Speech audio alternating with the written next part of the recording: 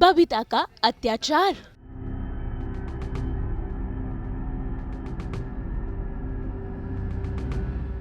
मन्नत ने छोड़ा घर।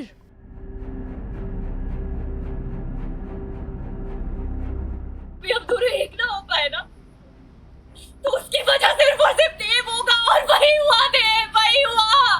तुम्हारी वजह से जान गई है मेरी जीत की। फिर एक बार लगे देव पर इल्जाम।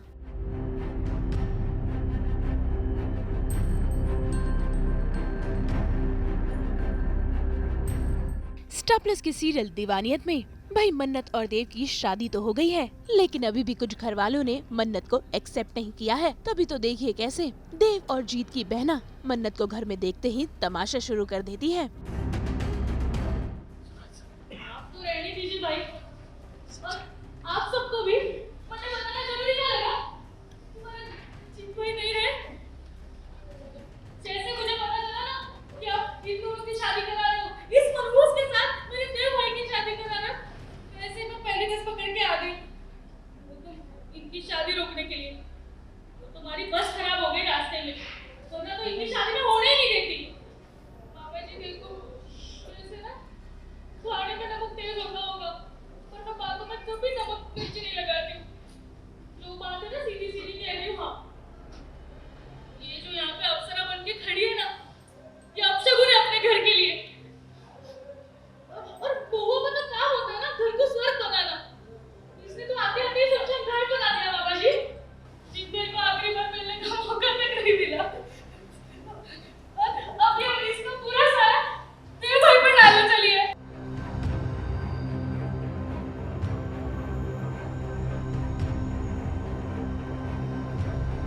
भाई देव के पिता फिलहाल तो यहाँ पर मामला संभाल लेते हैं, लेकिन फिर बबीता शुरू करती है अपना नया तमाशा।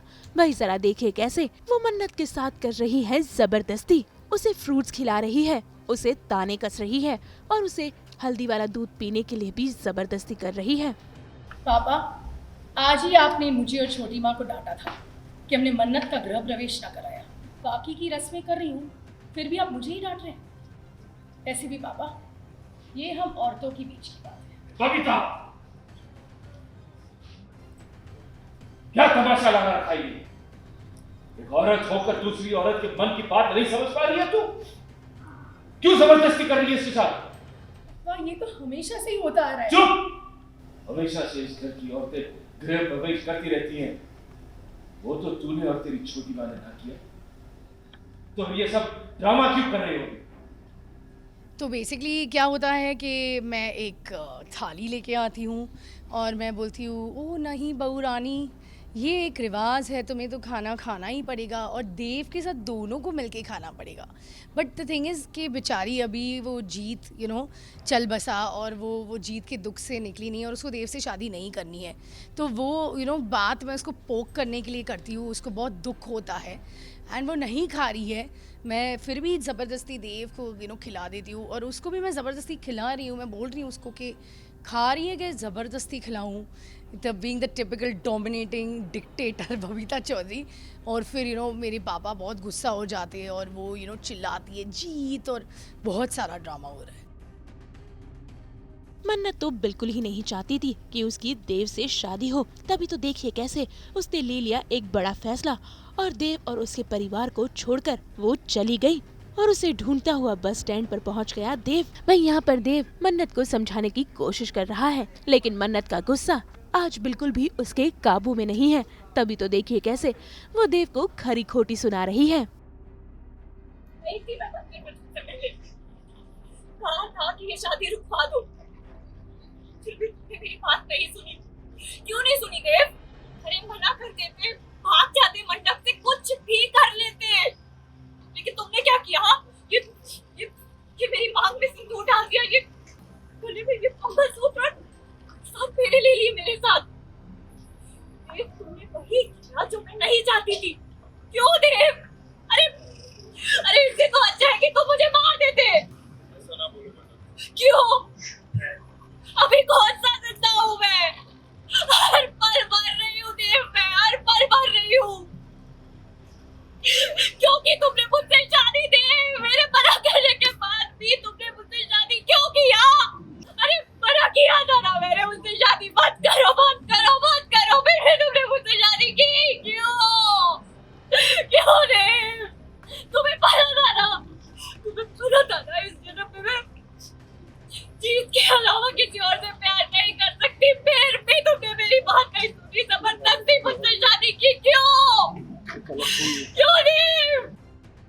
मन्नत ने आज अपना गुस्सा देव को दिखाया ही नहीं, बल्कि उसे तीखे इल्जामों के साथ जीत की मौत का कसूरवार भी ठहराया।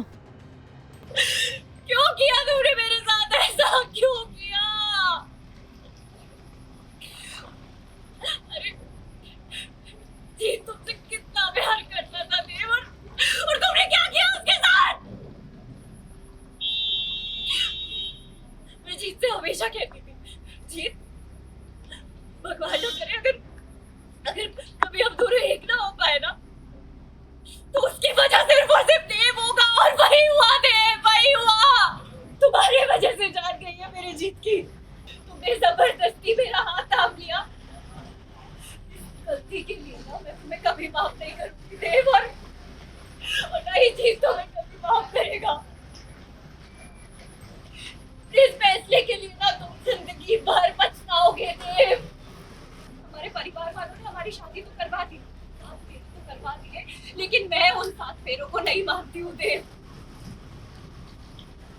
मंडप में हमने 7 फेरे लिए ना, कैसे रहूं मैं तुम्हारी पत्नी बनकर?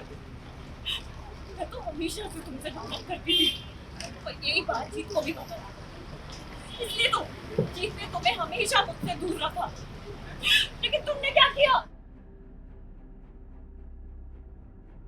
मन्नत ये शादी नहीं करना चाहती थी। उसने रिक्वेस्ट भी किया था देव को कि वो मना कर दे सबको, बिकॉज उसकी तो कोई सुन नहीं रहे थे उसके घर में। बट देव ने ऐसा नहीं किया। देव ने ये सोच के नहीं किया कि परिवारों की इज्जत की बात है और इस वक्त ये बहुत इमोशनल होकर ऐसी बातें कर रही है, इसके लिए भी ठीक नहीं है, परिवारों के लिए भी ठीक नहीं है, तो वो शादी कर लेता है। एंड अबव ऑल जीत ने उससे वादा लिया था कि मन्नत का ख्याल रखना, और जीत से बहुत प्यार करता था देव। बट नाउ वो यहाँ से भाग गई घर से और यहाँ डेपो में आ गई है, और उसके पीछे पीछे देव आता है उसे मनाने के लिए कि घर वापस चलो, ये ठीक नहीं है, ऐसे मत करो। और मन्नत बहुत ज़्यादा गुस्सा हो जाती है उस पर, उसे अक्यूज़ करती है कि तुम्हारी वजह से जीत की डेथ हुई है। तो ये सब सीन चल रहे हैं, देखते हैं मन्नत को मना पाता है कि नहीं देव। फिलहाल मन्नत ने देव संग अपनी शादी को मानने से इनकार कर दिया है, लेकिन अब देखना होगा कि आखिर देव कैसे मन्नत को समझाकर फिर एक बार घर ले जाएगा, और आखिर कैसे घर में हो रहे तमाशों को रोकेगा। मुंबई से रोशनी विश्वकर्मा और कुणाल उपाध्याय के साथ ब्यूरो रिपोर्ट।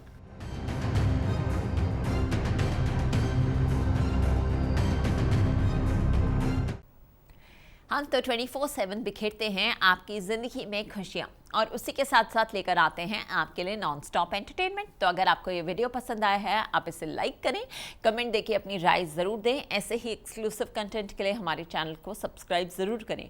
अगर आप यही वीडियो फेसबुक पर देख रहे हैं तो हमारे फेसबुक पेज को भी फॉलो करें, और जल्दी से हमें फॉलो करें अपने व्हाट्सएप पर भी, ताकि आप ना मिस करें एंटरटेनमेंट का कोई भी अपडेट।